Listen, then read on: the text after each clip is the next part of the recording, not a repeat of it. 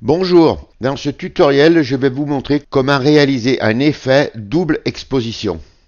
Il nous faut une photo couleur qu'on posera sur la photo noir et blanc en faisant accorder tous les éléments. Bon, eh bien allez, on commence. Voilà donc la vraie photo. Alors on va venir à droite sur la palette des calques et on va la dupliquer. Alors pour la dupliquer, on fait un clic gauche et on la fait descendre en bas à gauche de la corbeille et notre image est dupliquée. Maintenant, on va la mettre en noir et blanc. Alors, pour la mettre en noir et blanc, on vient en haut sur la barre des options, on vient sur Images, Réglages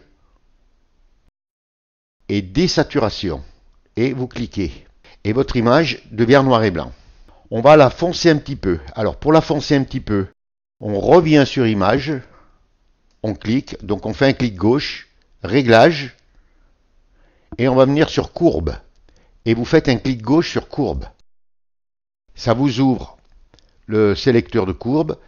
Vous venez là au milieu du fil, et ça fait une petite croix. Vous faites un clic gauche que vous maintenez et vous faites glisser en bas. Et ça va foncer votre image. Bon, alors on la fonce pas trop quand même. Hein.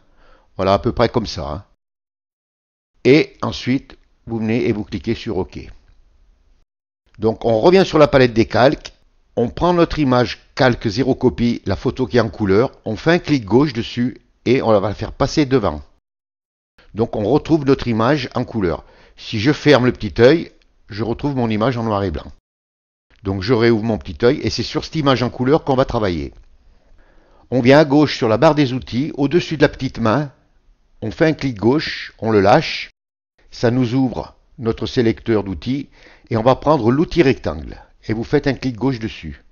Ensuite, on vient en haut, sur la barre des options, on s'assure sur le rectangle là qu'on soit bien sur forme. Si vous êtes sur tracé ou pixel, vous cliquez sur forme.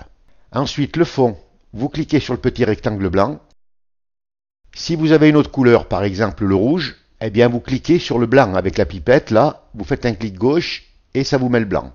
Ensuite, on vient sur le contour et sur le contour, toujours pareil, si vous avez une couleur, vous allez cliquer sur le rectangle barré de rouge. Puisque là, on ne prendra pas de contour. Donc, on n'aura pas de contour. Vous faites un petit clic en dehors de la sélection. Vous amenez votre petite croix sur l'image, là, vous voyez comme j'ai moi, là. Vous faites un clic gauche. Et le clic gauche, vous le maintenez enfoncé. Et vous faites glisser.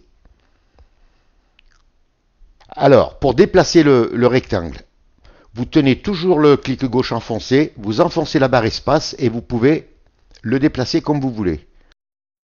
Quand vous voulez eh bien, le resserrer, eh bien, vous lâchez que la barre espace, vous maintenez toujours le clic, et là, vous pouvez le resserrer comme vous voulez.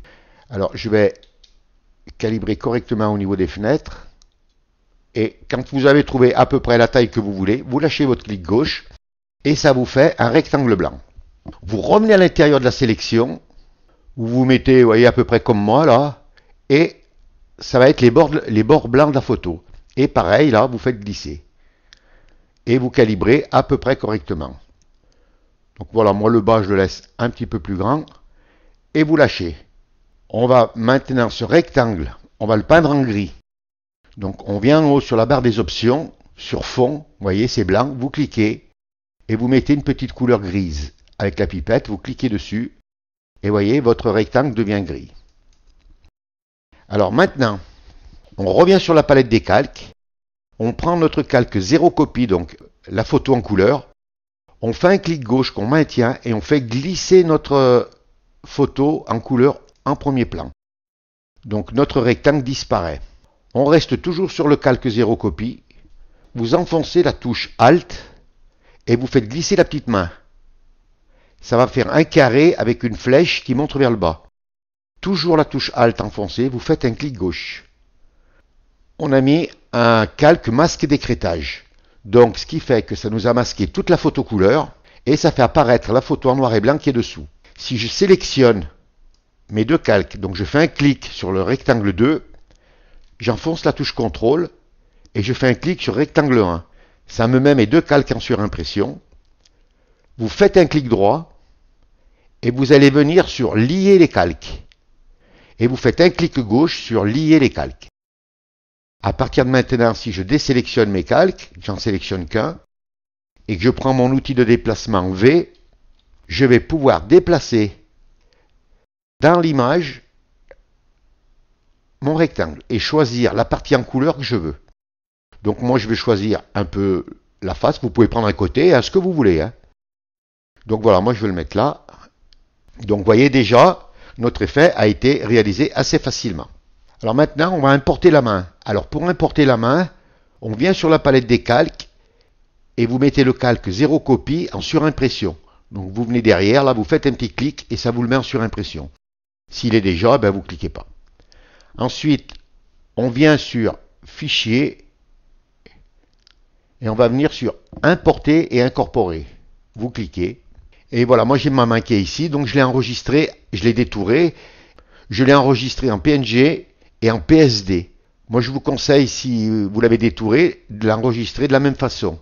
Elle est un peu petite, hein. Je vais l'agrandir. Et vous cliquez sur le petit astérix là pour accepter. On la placera correctement. On va la placer correctement. Donc, vous voyez, il faut la placer. Voilà. Une fois que vous avez placé votre main, vous cliquez sur le petit astérix en haut, là, le petit V, pour accepter. On a donc déjà bien l'impression que la main tient la photo. Alors, on peut, si on veut, la foncer un petit peu. Hein. Alors, on vient sur le calque de la main, on clique pour le mettre en surimpression, et on s'aperçoit qu'il y a une petite vignette. C'est parce que c'est un objet dynamique. Alors, on vient sur le calque, on fait un clic droit, et on va le pixeliser. Et vous cliquez sur pixeliser le calque. Donc, notre calque est toujours en surimpression. On va venir en haut sur la barre des options, sur Images, Réglages. On va venir sur Courbe. Et vous faites un clic gauche sur Courbe. Comme tout à l'heure, on se met au milieu, là, on met la petite croix, on fait un clic gauche, on regarde la main, et on fait glisser. Vous voyez, on la fonce. On peut la foncer ou l'éclaircir comme on veut. Hein. Alors, vous la foncez un petit peu pour, voilà, qu'elle soit pas trop pâle. Voilà. Et une fois que vous avez trouvé la valeur que vous voulez, vous cliquez sur OK. Voilà, notre effet est réalisé. Vous voyez, c'est pas très compliqué à faire. Hein. Ça vous permettra de réaliser plein de belles choses. Vous pouvez faire ça sur des personnages, sur des paysages et plein de photos qui vous permettront de montrer à vos amis de beaux effets. Ce tutoriel est terminé. Si vous avez aimé, vous cliquez sur j'aime. Si vous avez des questions, n'hésitez pas à les poser. Abonnez-vous à la chaîne. Je vous dis au revoir, merci et à une prochaine fois.